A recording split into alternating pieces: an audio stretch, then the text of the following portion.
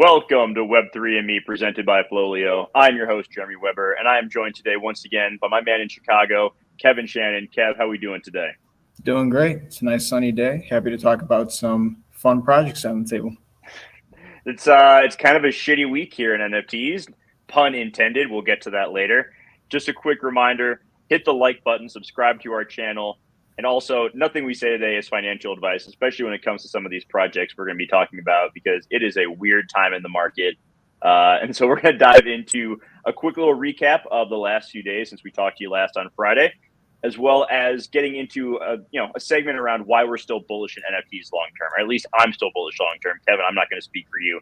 I'll let you give your take when we get to it. So let's jump right in. We talked on Friday that some sort of airdrop was coming to the Goblintown holders on Friday night. And what happened was really cool. They had, everyone was expecting like this burger thing, but they had the McGoblin Burger website open on the Goblintown page. And you could go in and you could create your own burger that had 6 different ingredients on it. And they had all sorts of like weird, nasty, goofy names.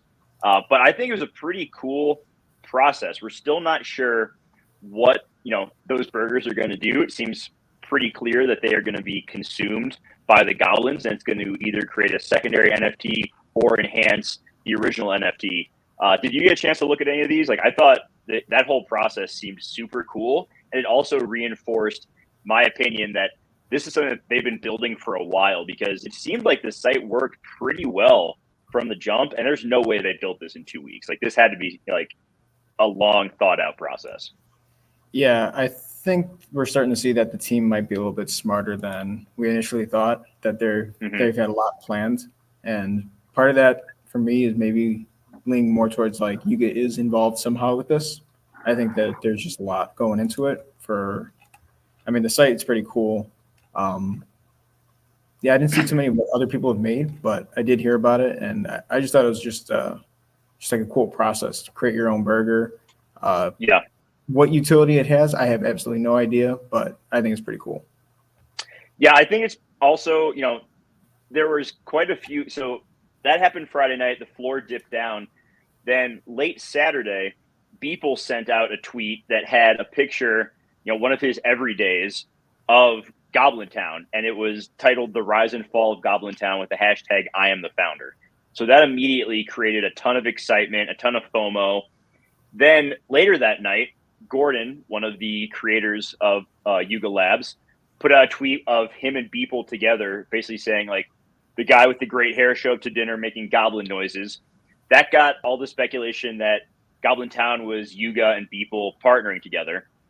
On Sunday, Gargamel, one of the other founders of Yuga, dismissed it and was like, no, I am 100% saying that Yuga is not involved in Goblintown. So that got put to bed. I still think there's a chance that Beeple is involved to some extent.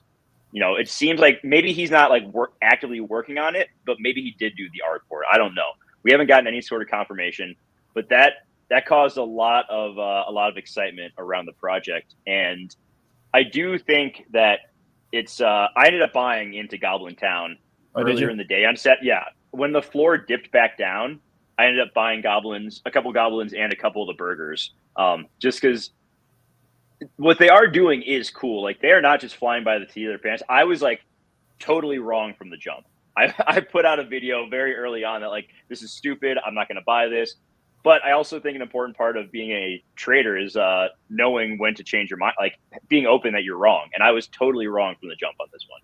So instead of like just sitting there and be like, oh, I didn't buy in at 0.5, so I'm not going to buy in now. I was like, no, I got liquidity. I've been sitting on this liquidity for an opportunity. I think this is an opportunity. I think they're going to do some really cool stuff with this. The McGoblin dynamic and mechanics behind it showed a level of innovation that I find to be very bullish. And so I think that there's a lot going on with this project and with this story that we don't realize yet, and people are just dismissing it because they take one glance at the art and it doesn't appeal to them. Right. Yeah, everything seems very calculated from the beginning. I know they said that there was no utility at all when they first did and released, but this airdrop, like, if you had no purpose of doing this and then you came out with an airdrop and now you're having like all this volume and all this money coming, Mm-hmm. I think there's a lot more to this than what a lot of people are just seeing as a stupid project. Like the way it blew up so fast, I mean, there has to be some team that's marketing it in a way where people are thinking that this is a pretty good project to invest in as well. Yeah. Did you see the piece of art they put out this morning? No, I didn't get a chance to. It's like this Star Wars thing. I'm trying to find a good picture of it to bring it up now. Here we go. I'm going to share on the screen. But like they've done, they did something with Top Gun where they shared a piece of art around Top Gun, and now they put out this morning, which this is like they got Yoda on the left here. Someone got sliced in half. They're missing an arm, pointing to something. We got this little fairy guy. This like big troll got something cut off back here. So they're putting out like some really funny stuff, and I think they're building this story. And immediately, it's hilarious. Everyone on Twitter is like, "Oh, George Lucas is behind it. This is a Star Wars project." I'm like, what are you guys talking about? Like, just absolutely grasping at the biggest straws I've ever seen. But I do think that's another kind of cool thing they're doing is like they put out these like little pieces of art that are really awesome. I wonder if they're even leaving like Easter eggs in some of those art. Like you saw that big old troll in the background. Mm-hmm. What if something with the Goblin Burger ends up like transforming your goblin to like some Giga troll or something like that? Yeah, like totally. If they've been smart this far in terms of just being goofy, but at the same time being able to bring this all together, I wouldn't be surprised if they're doing stuff like that. Yeah, 100%. So, Goblintown continues to remain one of the top projects. It got passed up, though, the last few days from a volume standpoint by We Are All Going to Die, which was another free mint that happened, I believe, last Friday night. Over the weekend, it ran up to about 1 ETH. It then pulled back. But then yesterday, something pretty crazy happened. They hosted a Twitter Spaces, and on the Spaces, they had bought, I don't know if they bought it during the space, but they bought a mutant ape, and then they sent it to the burn address. Funny enough, the ape they bought was mine, which had been I had listed it like a day or two ago. And I saw, like, I got an email that I sold. I was like, oh, that's crazy. Like, I went and looked and I saw it, and I was like, why did this project buy this mutant or buy my mutant? And then they burned it. And I was like, oh shit. So it's so weird. I mean, listen, they are getting they got a ton of attention. Like, it got my attention. I started shit posting about them just for fun. And, the interactions I've had with the community members from this project definitely don't make me want to like get involved in it, because a lot of these people are just kind of not fun to talk to. But it definitely got a lot of attention. Then during that same Twitter Spaces last night, a bunch of people were sending their WagDie NFTs to the same burn address. So I don't know what is in the works there, if they're planning on doing like some sort of dynamic where like the people who burned one like get another like higher quality NFT or something. But definitely a weird situation that played out yesterday. Yeah, definitely. And like I saw this project, and like you said, in their Twitter Spaces and just like on Twitter, they're a super serious group. But I mean, it's just wild that they picked out of all the mutant apes, it was yours. Yeah, that was so random. But I was like, okay, yeah, it's it's their money. Like, they can do whatever the hell they want with it. It's weird to see it get burned though, and like I guess knowing that no one else is ever going to have it again. But yeah, so long. Thank you for the money, I guess, and I'll try to put it to good use, buying diapers and butt wipes for my son. So there we go. So speaking of shitty projects, I guess we're officially dubbing it Poop Week here on Web3 and Me. We have, I can't even believe we're talking about this. 2 projects, one of them called I'll Poop It, which I don't know a ton about. It's essentially NFTs that have piles of poop with a picture of another like more popular NFT associated with it to some degree. Let's go ahead, because if you're listening to this, you couldn't read that font of writing. You know what? That's actually a really Pepe. That's a really good point. So back to the poop. So we have these NFTs here, and it is a mound of poop. And if you're listening to this on podcast format, that's probably for the best. But here we go. We got poop that is trading for, I shit you not, 1.18 ETH right now. This is another one where we have just entered full on degen mode. We saw a degen portion of last summer before things popped off, but it wasn't like this. This is really weird. So we have I'll poop it. I don't know much else beside it. They have the weird goblin writing like in the description on the collection page in OpenSea. So I don't know if some people thought like, oh, this is related to goblins, or if they're just doing this to try to get people to think they're related to goblins to get more revenue, which, I mean, at this point, it's really not that hard to separate idiots from their money in this market. So, good on them. And then any thoughts on that project before we move on to the other one? No, not at all. I mean, the fact that they have that font that's like almost like a derivative, like ripoff. I'm not saying it is, no financial advice, but I think that, people are just trying to maximize and take advantage of the success of Goblintown. So now they're just going complete like idiocracy with some of these projects. Yeah, agreed. And then going along with that, the second project for Poop Week is going to be the Shit Beast, which from looking at the Ether, I didn't mint any of this, but from looking at the Etherscan contracts, it looked like they minted out for like 0.12, which is wild. The floor on it right now is about 0.5. So it's gone up for those who minted it. Lord knows how long it's going to stay that high. I wouldn't be shocked if by the time, the Friday show rolls around, these are at like 0.1 or something. Or maybe I'm an idiot and they're going to be at 5 ETH. Who the hell knows at this point, man? Exactly. This is like the weirdest market that I've seen in a while. I don't know if people are just, trying to make up for losses they've had elsewhere and are just degenning into everything. If people are just bored because the markets are moving sideways, what it is, but it's pretty strange out there. Yeah, I mean, obviously it's just insane. Like a lot of these projects, there hasn't been like a huge project as of recent where you haven't seen like a Bored Ape or an Azuki or something like that. When it first kicks off, it's been super sideways, like you said. So it's I think it's just bringing a lot of these meme projects just to the forefront. Yeah, if we're going to head over to the Flowlio site real quick, which is a little reminder for you. If you have not checked out flowlio.com, I would highly recommend you do it. We've added some new features, continuing to increase the quality of our products here. So link your account for free, get a more accurate valuation of it based on trait floors for most projects that we have on the site. We have our browser extension that's also free, overlays rarity rankings, all that stuff. So check that out. Head over to flowlio.com. But if we look at the 7-day chart, not too long ago, the top 10 spots were, Moonbirds, Azuki, Doodles, Clonex, Mutant Apes, Bored Apes, Other Deeds. And, some of those projects are still here. We still got Bored Apes, Other Deeds, Mutant Apes.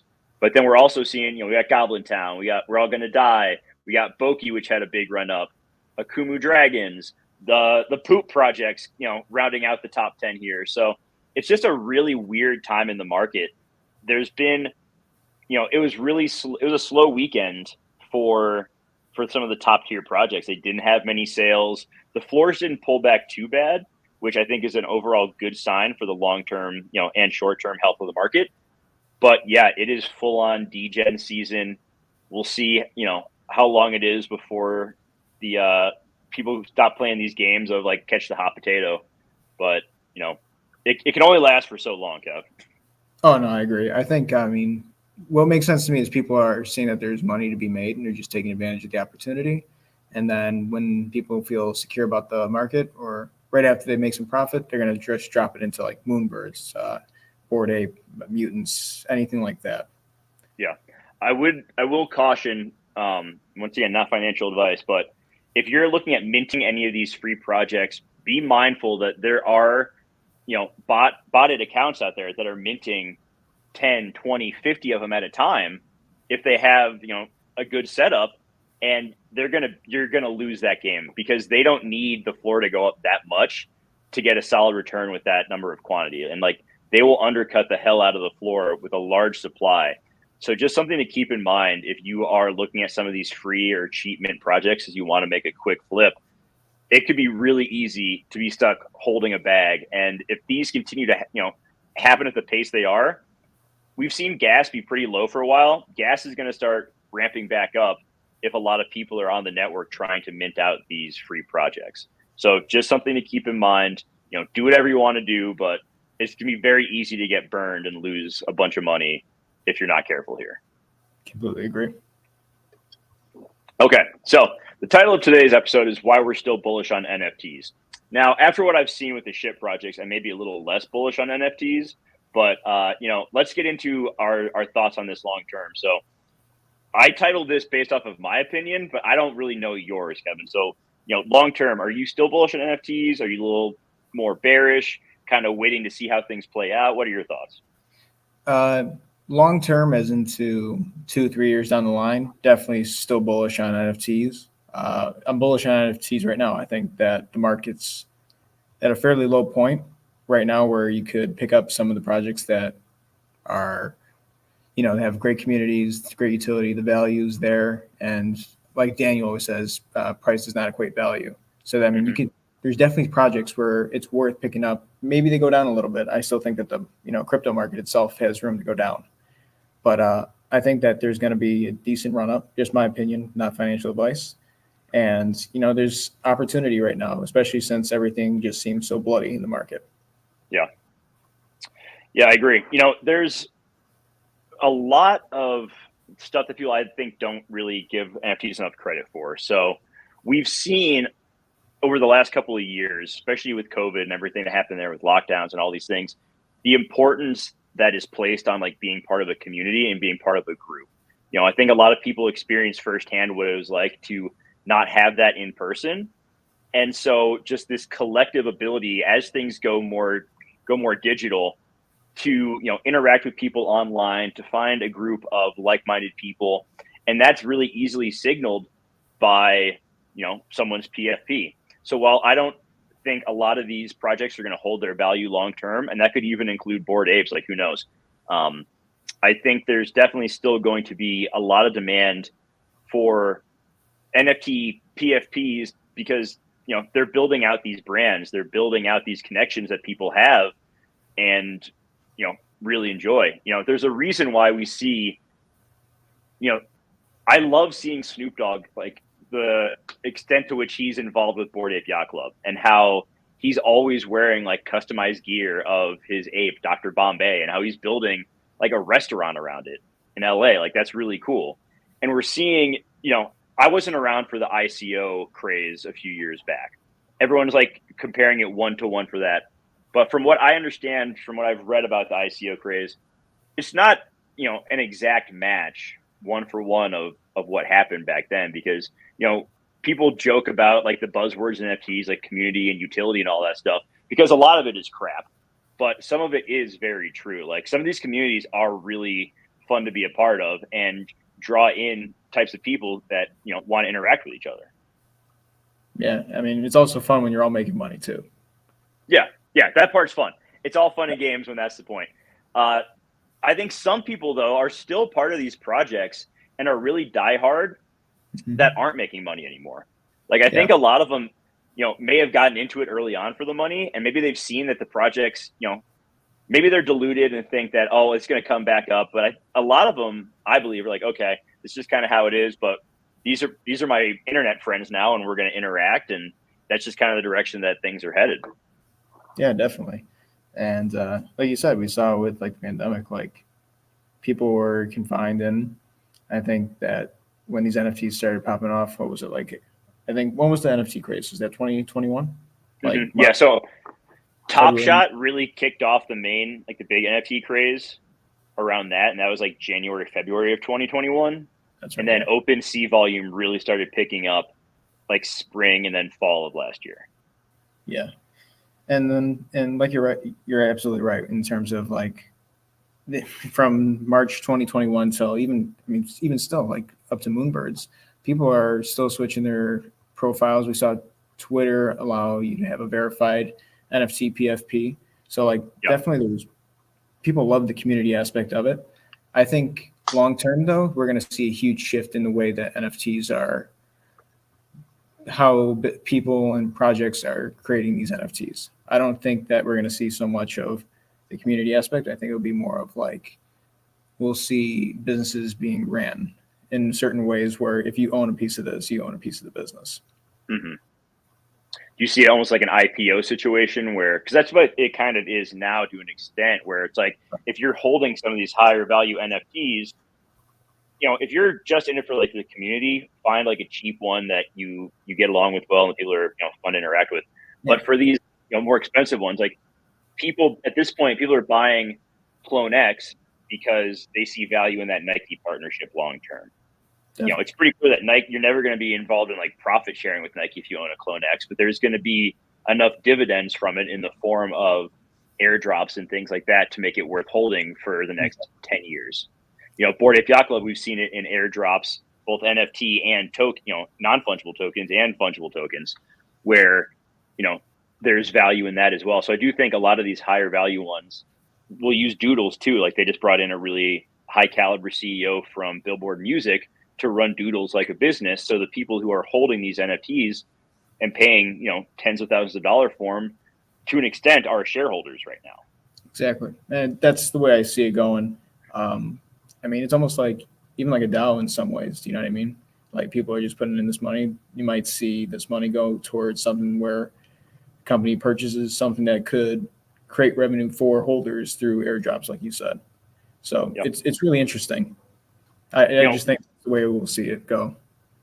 One piece of news we didn't cover is that Epic Games is having their first like involvement in NFT game, like an NFT like play to earn game on with them. I don't know too many of the details surrounding it. I think this news just broke like yesterday or Sunday or something. But you hear it too with like Starbucks is going to be using NFTs to some extent. A lot of these companies are hiring NFT managers and executives to help with Web3 integration and spread this out. So do I think everyone is going to have a lion or a seal or an ape PFP? No. But it seems pretty likely that the people who are saying that NFTs are dead and are not going to be around in 10 years just had their heads buried in the sand, like the people who said the internet would never be a thing.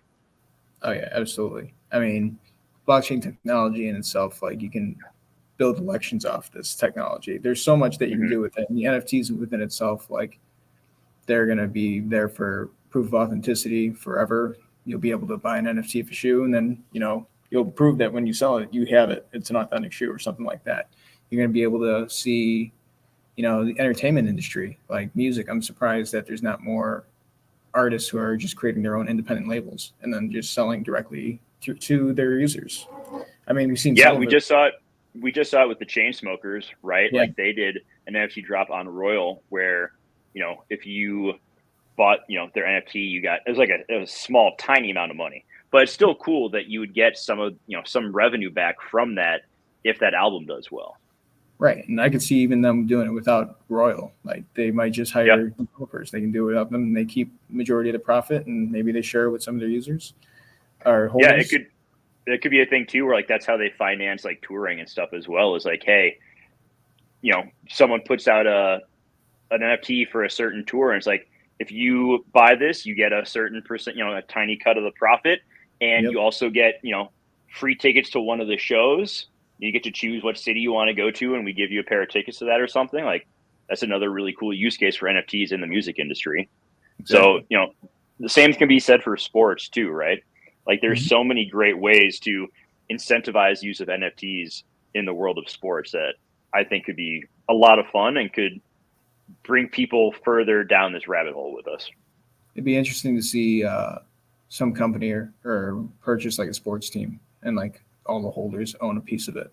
That'd be insane. Well, there is the DAO that owns like the English football team. Oh yeah. WagDie United.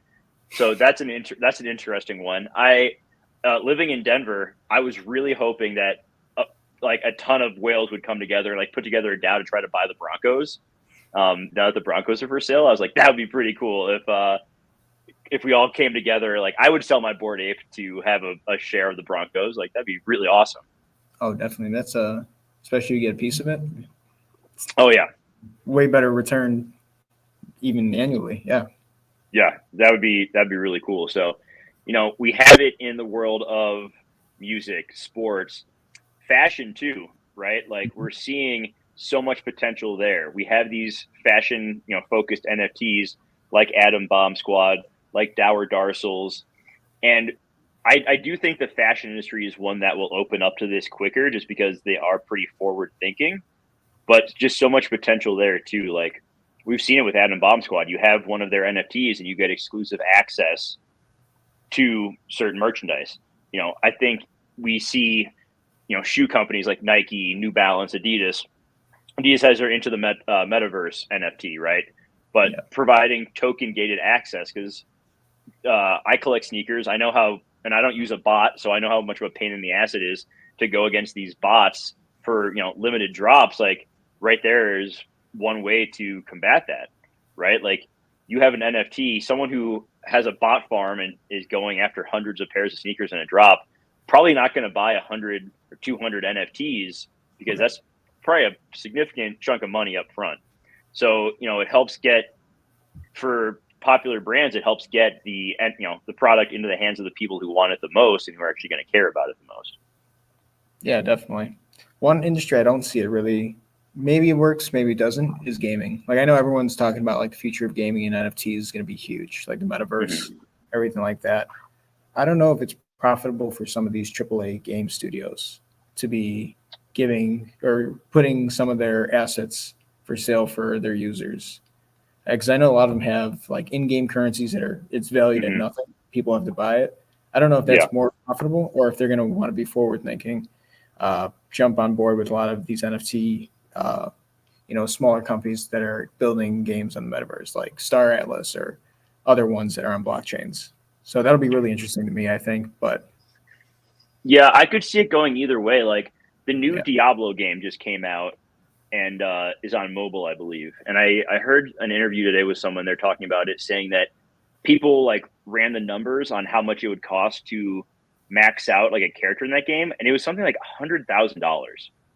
So like people are putting obscene amounts of money into this, and that's not something that a character you can like sell on or take with you anywhere else. Like exactly. So I think a lot of these brands will see that like, oh, if we have this marketplace where people can sell their characters or their skins or their gear or whatever, and we get a cut of that for each sale, maybe not like Zuckerberg's talking about with like 47% on Facebook's metaverse, but there's definitely a ton of opportunity there that I think these gaming companies will look at. And we need gaming companies to come into NFTs to make quality games that are around NFTs, because it has to be fun and games that people want to play. Like we've talked about this before. Like you can't have a boring game.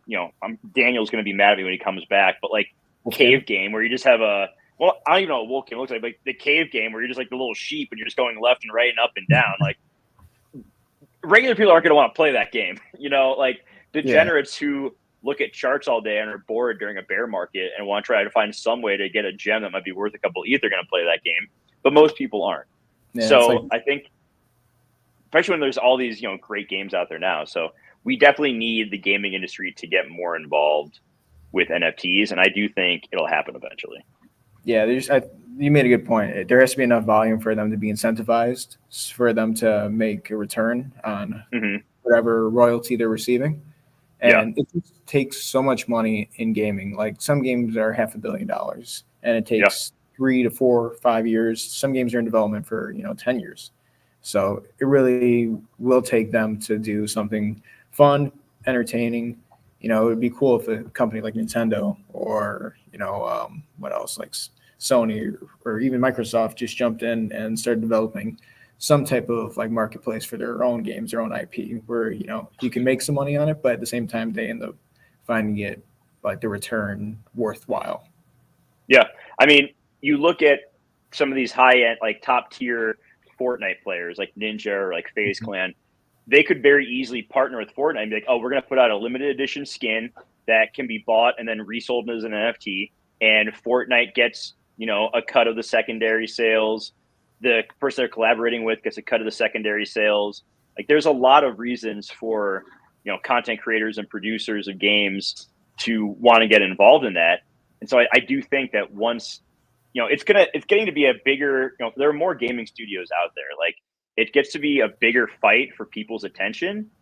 And so I think that they're going to be drawn toward that, especially if some of these NFT brands that are creating games do start to get a little bit of a foothold.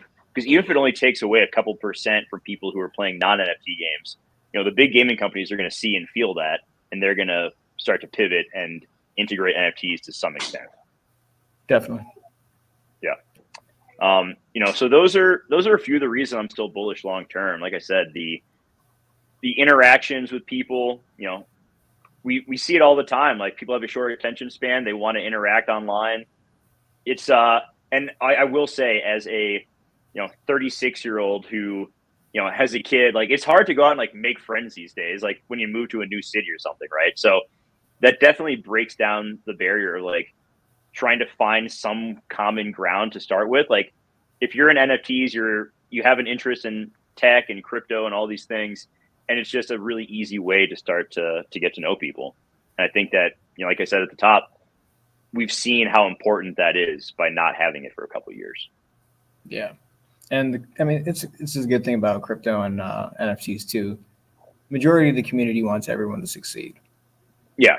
There's very few people I'll see in the space who are just like, I hope everyone loses. You know what I mean? No one, everyone's always saying "wag me," or no one's really pushing any agenda where it's like, only I want to succeed. So that's what makes it fun. It's like why you're always going to have the outliers on both ends of the spectrum. But yeah, I would agree. Most people I interact with, it doesn't matter what animal profile picture they have. Most people are really, they're here for the same reasons. They want to have fun. They want to be a part of something big that could potentially change the world. And I think that's a really awesome thing. I agree. Yeah. Any other reasons you're still bullish on NFTs besides what we just talked about? I would say I think NFTs and crypto are obviously tied. Like, they're going to be tied in forever. I mean, they're built on certain blockchains. I think that there's so much upside still for crypto. I think that once we bottom out completely, that we're just going to see a run up, and it would be unlikely for us not to see NFTs run up with it. That being said, I wouldn't say that when crypto does crash and we see the top of the bull market, we wouldn't see the others go down. So, what do you it's always good to talk about both sides of it. Like, where do you see the bear cases? Bear cases in terms of crypto? NFTs and crypto. So real quick, actually, this is a good question. Like, what are your thoughts about people saying we are all in an echo chamber? I definitely think that is a good question and something we need to think about. If you ever watch the Netflix special, like The Social Dilemma or whatever, like, so much of the information put into us is cultivated to keep us focused on these same topics and coming back to, Twitter, Instagram, TikTok, whatever. So that's definitely something you need to keep in mind, and I talk about it a lot when it comes to buying and selling NFTs, of like, you see these same people you interact with. So like, I have a Bored Ape, so I see a lot of ape owners. I interact with a lot of ape owners. And so I really have to take a look and think about, okay, what's the legit, like, there's a reason I sold that mutant, right? Is because I do have some concerns with Yuga, both short and long term.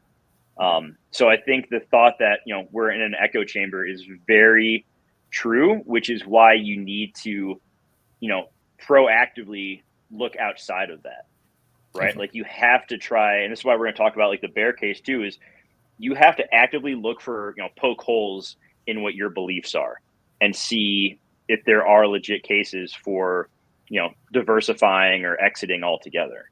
Mm-hmm. Right. So like, I'm not planning on exiting all of my Yuga Labs position, but I am starting to, trim it a little bit because I do see some potential issues long term that I don't want to be overexposed to. For sure. Yeah, definitely. For bearish cases, I mean, right now, just from the crypto side, I would say we just saw Bitcoin put in the death cross on the weekly or in the 5-day. Okay. Usually we see it bottom out. Like past 3 times it's done that, it's bottomed out within 2 weeks, where we see another little mini dump, and then we see a recovery, a V-shaped recovery to the upside. So that'd be my like short term. But at the same time, it's the market's so down right now that we're very near the bottom. So that's one thing short term. I think we could be bearish. The other thing you actually mentioned was NFTs. They use a lot of buzzwords and things like that, and it's going to get to a point where people kind of just see through that, where it's like, okay, this all seems like just more bullshit, more of the same stuff. And I think that's when it's going to really take new projects, new people, new ideas to come into the NFT space, change the way that everything is right now, that it's not just these PFPs, not just we're going to drop some merch, we're going to do all these things, we're going to make a metaverse game. It's weird about the metaverse too. It's like everyone wants to be a part of it, but nobody knows what it is. Is it an actual physical place, or is it just a time period where everything online matters more than your real world? Yeah, I think a lot of people who like bash NFTs on like Twitter and Facebook don't realize that they're already pretty much in the metaverse when they're doing that. Like right. To some extent they are. I would say a concern I have to the bear case is that projects don't deliver. We continue to see scams. We continue to see rug pulls, security issues with people, losing out on NFTs and a lot of money. Like that's a big concern because, yeah, we have 1.6 million OpenSea wallets out there. That's not a ton of people though. And all it takes is an extended bear market where projects don't deliver, people get burned, they lose a lot of money. And all of a sudden, the NFT market that as we know it is already kind of on its way out. But my fear is that it totally bottoms out before we begin to see the next iteration. And then it's like this incredibly slow build back up. And it's very possible. I mean, I would even say this because I know it's coming up, but like I think June 9th and June 15th, those are like pretty important days in terms of government, both for Europe and for the United States. I think the Fed's coming out. It's another bear case where, rates are probably going to get raised again. Just like stuff in the world too. It's, there's nothing really that's looking great or like super bullish, right? Yeah, we had Cynthia Loomis, a senator from Wyoming.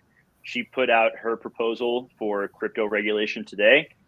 It was weird. Last night, I think it kind of got leaked a little bit, and that created a dip in ETH, which has since like recovered. I'm not going to pretend to understand all the legal, political jargon here, but it seems like it's not that bad overall. Like, and I know that I've been following her for a while, and she's very pro crypto, so I wasn't expecting it to be like some harsh regulatory stuff, but sure. I think there is concern there that, regulation gets to the point where it completely hampers innovation as well. Right. Like the government always is going to want its piece. And we see that in other countries around, like very few countries are super, super, open to crypto and letting people do whatever they want. So that is one concern right there. We have, like you were saying, Friday is the next inflation data. Next week is the next Fed meeting. All of this stuff going on in the world. Like there are definitely macro factors that are impacting things both now and in the years to come that can totally just send crypto into a tailspin if people aren't careful. So definitely something to keep in mind there. If you're, if you can see a world where ETH dumps and Bitcoin dumps and that scares the shit out of you, maybe it's time to move some of your crypto into cash. Like I've done it. When the mutant that sold last night, I immediately moved a bunch of it into USDC. Yeah. Just because I didn't want to be overexposed to ETH, and I'm okay with that. Like, it's not up only, and I think we've seen that over the last year of like this weird. It's weird that we saw like $4,000 ETH not too long ago, but on the 1 year we're still down like 35%. So it's just been a weird market, and it's going to continue to be that way. It's not going to be a quick fix. No, but when it does explode, I think that there's going to be, if you're taking advantage of the bear markets and you're playing it safe and you're making educated guesses, that you will see very good returns. Yeah, now it's not a bad time to dollar cost average in. Okay, so that's probably enough financial advice because we're not trading experts here. We just, are a couple of guys who like NFTs. So I think that's a good place to end it for today. Thank you to everybody who watched. Once again, please hit that like button, subscribe to our channel. If you enjoyed today's video, would love if you would share it on social media. That helps us a ton. We really appreciate it.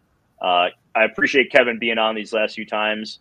I think we'll try to scoop you in here a little bit more often, even once Dan is back, because always good to have another perspective. So for Kevin, for the team at Flowlio, hope everyone has a great week. We will see you again on Friday. My name is Jeremy. Have a great day, everybody. Take care.